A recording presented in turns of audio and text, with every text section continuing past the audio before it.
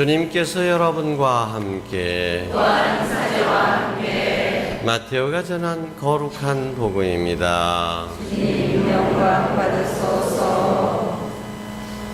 그때 예수님께서 사두가이들의 말문을 막아버리셨다는 소식을 듣고 바리사이들이 한데 모였다. 그들 가운데 율법 교사 한 사람이 예수님을 시험하려고 물었다. 스승님, 율법에서 가장 큰 계명은 무엇입니까? 예수님께서 그에게 말씀하셨다. 내 마음을 다하고 내 목숨을 다하고 내 정신을 다하여 주 너의 하느님을 사랑해야 한다. 이것이 가장 크고 첫째가는 계명이다. 둘째도 이와 같다. 내 이웃을 너 자신처럼 사랑해야 한다는 것이다. 온 율법과 예언서의 정신이 이 두 계명에 달려 있다. 주님의 말씀입니다. 그리스도님 참여합니다. 앉으십시오. 참 예수님, 예수님, 이사 전에 잠깐 에볼라 말씀을 드렸습니다. 아직 백신도 확실하지 않고 백신이 제작이 된다 하더라도 일단은 돈 많은 나라에 먼저 팔리겠죠. 정말 가난한 사람들은 내버려지는 것입니다. 그런데도 그런 사람들을 위해서 목숨을 내걸고 뛰어드는 사람들이 있습니다. 얼마 전에 우리 수녀님이 안타깝게도 이 에볼라를 치료하다가 간호사 수녀님이셨는데 또 돌아가셨죠. 아무리 방호복을 입어도 이 한계가 있기 때문에 많은 의료진들조차도 도망가 버립니다. 얼마 전에 우리 박근혜 대통령이 앞에 그 회의에 가서 우리나라도 의료진을 파견하겠다. 그러니까 어떤 일이 일어났습니까? 그럼 어느 병원에서 가야 됩니까? 누가 가야 됩니까? 국립의료원에서 가야 되는 거예요. 국립의료원의 간호사들이 다 사표내버렸습니다. 그냥 죽으러 가라고 하는 거나 마찬가지다. 제대로 대책도 안 세워주고. 근데 철저하게 대책을 세웠고 이 에볼라에 대해서 누구보다도 다 잘 알고 있는 그런 의료진들도 많이 희생되고 있습니다. 그걸 본인들이 알고 있어요. 그런 때는 돈 많은 사람들은 막 도망가 버리죠. 그러나 그런 데를 찾아서 그렇게 목숨을 바치는 사람들이 있습니다. 그런 사람들이야말로 십자가에 달리신 예수님의 제자들이라고 할 수 있겠습니다. 우리 성당은 지금 다음 주일에 몽골 어린이 돕기 그리고 교육관 건립을 위해서 바자회를 합니다. 근데 교육관 건립해서 교육관에서 뭘 가르치겠다는 거죠? 우리가 더 편리하자고, 우리가 더 쾌적한 환경에서 지내자고 교육관을 짓는 것이 아니죠. 그 교육관의 목적은 바로 예수님의 이 십자가에 이르는 사랑의 가르침을 잘 배우고 익히자고 하는 데 뜻이 있는 것이죠. 그래서 몽골 어린이 돕는 것과 교육관을 짓는다는 것은 같은 이야기인 것입니다. 제가 아직도 몽골에 몇 년 전에 다녀왔을 때의 그 생각이 떠나지 않습니다. 제가 술을 좋아해서 그런지. 근데 몽골을 그 사막지대를 가는데, 너무 그냥 차에 에어컨도 제대로 안 나오지, 사막이니까 엄청 덥지, 그리고 그 모래, 먼지 이래가지고 잠깐 도시에 쉬게 되니까 시원한 캔 맥주가 먹고 싶은 거예요. 그래서 물어보니까 판다고. 맥주 이 동네는 없냐고 그러니까 있다고. 그래서 타이어가 빵꾸 나가지고 그걸 고치는 중에 우리가 가게를 찾아갔습니다. 가게 찾아가 보니까 거기 그런 대로 뭐 좀 이숨직해요. 근데 맥주 달라니까 없다는 겁니다. 없대요. 안 판대요. 그래서 우리한테만 안 팔아주나? 왜 안 파느냐? 근데 그때 통역이 없어가지고 가이드가 없어가지고 제대로 몰랐습니다. 술 안 파는 동네가 어딨냐? 그런데 알고 보니까 그날은 노 알콜 데이. 술 안 파는 날이에요. 술 안 파는 날. 한 달에 2번 술 안 파는 날이 있다는 겁니다. 가게에서. 근데 그 이유를 들어보니까 이 알코올 중독자가 너무 많아가지고 이게 큰 사회 문제라는 겁니다. 그래서 그 도시에서는 아예 그렇게 알코올 안 파는 날 정했다는 겁니다. 근데 술을 좋아하는 사람들이 무슨 술 안 파는 날 하면 안 먹습니까? 그 전날 사놓고 뭐 다 하지. 다 대책을 세우죠. 근데 어쨌든 그렇게 나름대로 노력을 하는 겁니다. 근데 또 이제 울란바토르로 돌아와가지고 수녀님들하고 대화를 나누는데 정말 거기는 여자들도 부인들도 알코올 중독이 너무 많다는 겁니다. 그래서 처음에는 사람들이 무슨 술을 그렇게 좋아하는가 했더니 그럴 수밖에 없다는 거예요. 왜냐하면 거기는 거의 1년에 5개월 이상 이렇게 영하 20도까지 내려가는 20도 40도까지 내려가는 그 추운 지대이기 때문에 겨울철에는 아무것도 못 합니다. 그러니까 어떻게 합니까? 거기에서 그냥 먹고 마실 것밖에 없는 거야. 할 짓이 없는 거야. 여자들도 이렇게 살찌고 알코올 중독돼가지고, 그래 알코올 중독되면 제일 피해보는 게 어린아이들 아닙니까? 엄마로서의 역할을 제대로 못 해주는 거예요. 애들 그냥 두루싹 내버리는 거죠. 그래서 그 아이들을 위해 가지고 수녀님들이 이제 학교를 세워가지고 학교 못 다니는 아이들을 와라 이거죠. 그래서 집에서 밥 한 끼도 못 먹는 아이들 학교에서만이라도 점심 한 끼 제대로 영양식을 공급해주고 이렇게 하려고 하는데, 그런데 또 문제가 있다는 거예요. 거기가 날씨가 추웠다 하면 영하 10도, 20도는 보통이니까. 그런데 여름철에는 여름방학이 길어야 된답니다. 왜? 그게 말하고 양 치러 가야 되니까 엄마 아빠 도와야 돼. 그 빠 옮겨가면서 그 초원을 돌아다니면서 엄마 아빠 도와야 됩니다. 그 기간 동안은.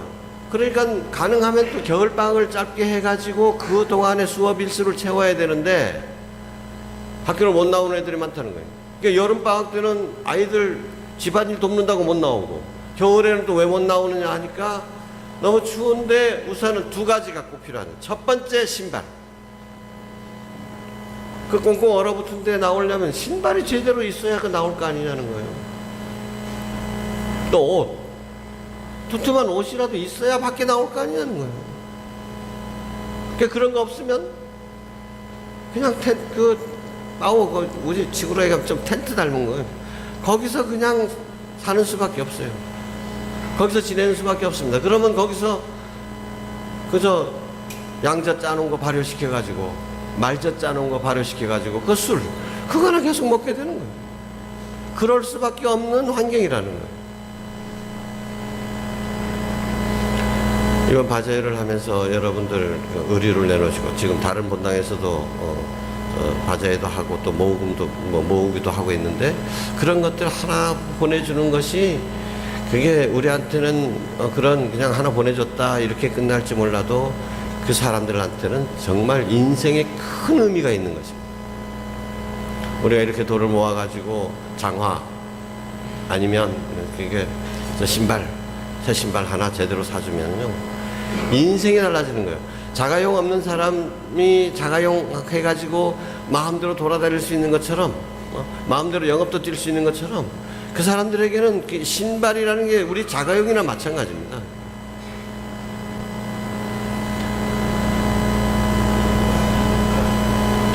이런 거 우리도 여유 없으니까, 우리 주변에도 가난한 사람들 많고 내 발등에 불이 떨어진 게 더 급하다, 이래서 나는 사랑을 실천할 수 없다라고 말할 수 있을까요? 아무리 어려운 사람일지라도, 아무리 가난한 사람일지라도 나누지 못할 만큼 가난한 사람은 없습니다. 오히려 가난한 사람들이 어려운 사람들이 어려운 사람 심정을 더 잘 알아주고 더 잘 도와주는 겁니다. 오늘 복음에서 예수님께서는 바리사이들의 시험을 받습니다. 613조나 되는 많은 율법 계명들 중에서 어느 것이 가장 큰 계명입니까? 예수님 테스트하는 거예요. 근데 보통 이렇게 많은 계명 중에서 어느 게 가장 중요하냐 그러면 가장 뻔한 대답은 뭐였냐? 10계명입니다. 10계명이 제일 중요하지. 10계명. 그 모세가 하느님께로부터 직접 받은 거잖아요. 하느님께서 직접 저 돌판에 새겨 주신 거잖아요. 그 10계명 지키면 된다. 10계명. 이렇게 얘기하면 아무런 문제도 없었고, 그렇게 됐으면 오늘 예수님의 가르침이 복음에 나오지도 않았을 겁니다. 그런데 예수님께서는 그런 거 다 제쳐두시고 딱 한 가지를 뽑으셨는데, 십계명에 나오는 신명기에 나오는 말씀을 하십니다. 뭐라고요? 내 마음을 다하고 내 목숨을 다하고 내 정신을 다하여 너의 주 하나님을 사랑하여라. 이것이 가장 크고 첫째가 하는 계명이다. 그리고 가장 큰 계명은 무엇입니까? 라고 물었는데 덧붙이십니다. 하나 더. 그것만 딱 얘기하지 않으시고 그리고 하면서, 그리고 뭐라고 그랬습니까? 내 이웃을 너 자신처럼 사랑해야 한다.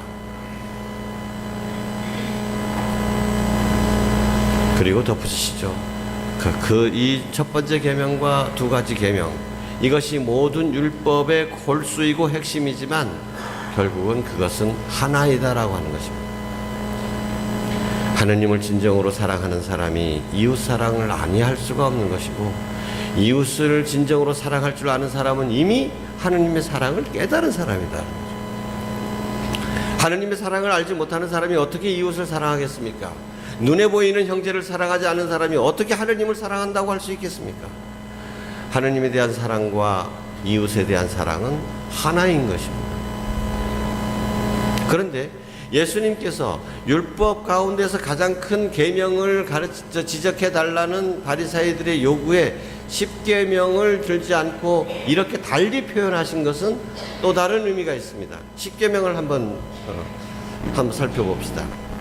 여러분 다 잘 알고 계시죠? 한 분이신 하느님을 음성하여라. 하느님 이름을 헛되이 부르지 말라. 주 이를 거룩히 부모에게 효도하여라. 자, 10가지가 있는데 이 중에서 부정적으로 표현되어 있지 않은 것은 무엇입니까? 부정적으로 다 표현됐죠. 자, 헛되이 부르지 말라. 뭐 하지 말라. 뭐 하지 말라. 뭐 하지 말라. 10계명의 대부분은 말라입니다. 그죠? 그리고 첫 번째 보십시오. 한 분이신 하느님을 흠숭하여라. 이거 긍정적으로 표현되어 있는 것 같죠? 실제로 이 대목을 요약해서 한 줄로 만든 것인데, 이 요약하기 전에 이걸 보면은 뭐냐? 다른 신들을 섬기지 말라는 것입니다. 다른 신들을 섬기지 말라. 1계명도 부정적입니다. 그 다음에 주일을 거룩히 지내라. 이거 긍정적인 것 같죠? 사실은 주일날에는 일하지 말고 무신 거 하지 말고 무신 거 하지 말고, 그것도 사실 내용이 다 부정적인 것입니다. 자, 그러면 부정적인 게 아닌 것이 뭐 있습니까? 부모에게 효도하여라. 저건 하나는 긍정적 아니냐? 예, 맞습니다. 긍정적이라도 볼 수, 겨우 저거 하나 긍정적이라도 볼 수 있지만, 그러나 저것도 그다지 크게 긍정적인 것은 아닙니다. 왜냐하면 누구를 자기 부모만 섬기라고 하는 거거든요. 한계가 있는 겁니다. 한계가 너무 분명한 것입니다. 그래서 예수님께서는 10계명을 말씀하시지 않는 겁니다. 무한한 사랑의 세계로 우리를 초대하시는 겁니다. 그것도 어느 정도까지? 다른 신을 섬기지 말라, 헌맹세하지 말라는 이런 정도가 아니라 하나님을 어떻게 섬겨야 돼요? 내 마음을 다하고 내 목숨을 다하고 내 힘을 다하고 내 정신을 다해서 사랑해야 된다. 뭐 어느 정도만 하면 되는 게 아니다 이거예요. 그리고 이웃을 사랑할 때는 뭐 도둑질 하지 말고 무신 거 하지 말고 무신 거 하지 말고 그게 아니야. 뭐 어떻게 사랑하라고? 내 이웃을 자기 자신처럼 사랑해야 된다. 이것이 예수님의 가르침입니다. 우리는 이것을 새로운 계명으로 받아들입니다. 이거 구약 성서에 다 나와 있는 얘기지만 가르치는 방식이 새로운 것입니다. 그분은 말로만 가르치지 않고 당신이 직접 십자가에서 당신 자신을 다 내어놓으심으로써 진짜 삶으로 죽음으로 가르쳐 주신 것이기 때문에 새로운 계명인 것입니다. 우리는 이 새로운 계명을 의무감 때문에 뭐뭐 해야 되기 때문에 그래서 따르는 것이 아닙니다. 저는 그렇게 온 마음을 다해서 내 목숨까지 바치고 내 정신을 다하고 어떻게 그렇게 하나님을 사랑할 수 있을까? 어떻게 이웃을 내 자신처럼 사랑할 수 있을까? 근데 천리길도 한 걸음부터라는 말이 있듯이요. 저는 그렇게 하기 위해서는 아주 쉬운 것부터 하나 실천했으면 좋겠습니다. 아까 말씀드린 10계명에 나와 있는 게 부정적인 것부터 시작하지 말자.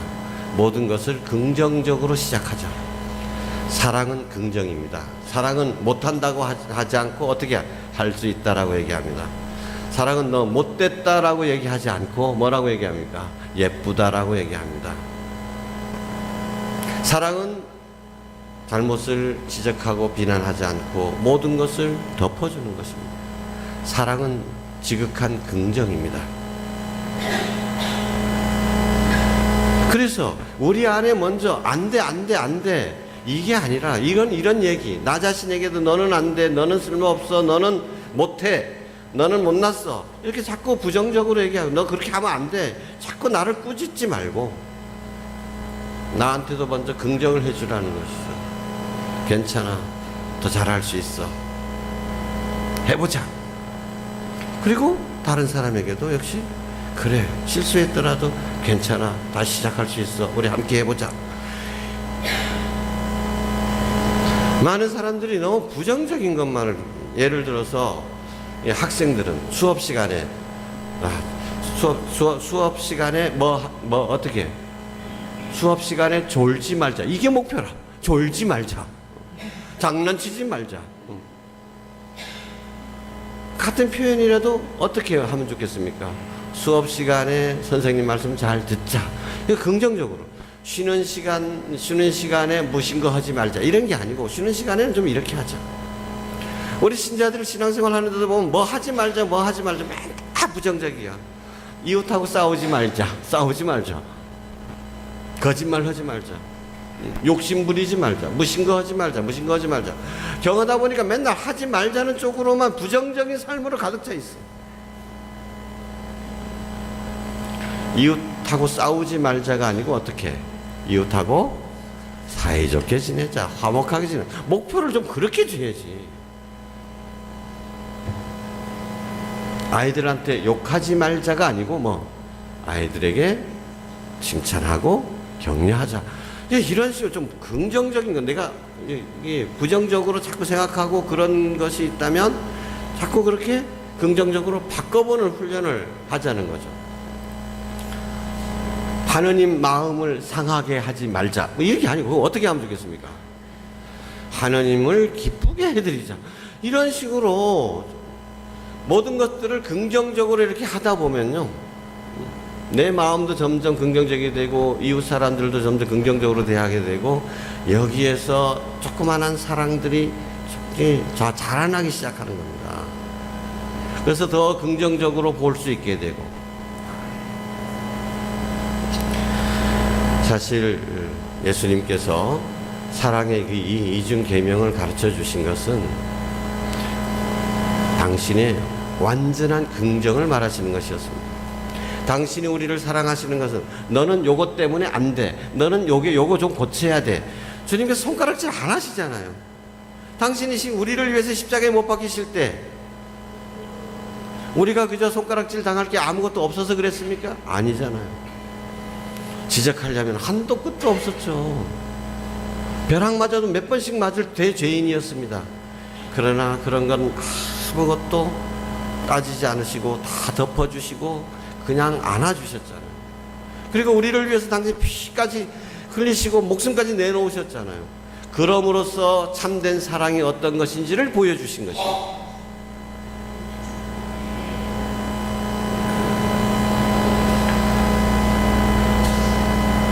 조그만하게 겸손한 마음으로 이제부터 좀 긍정적으로 생각하고 나 자신도 긍정적으로 대하고 이웃도 긍정적으로 대해보자. 그렇게 하다 보면 우리도 어느덧 십자가에 이르는 사랑을 우리도 발견할 수 있을 것입니다. 아멘.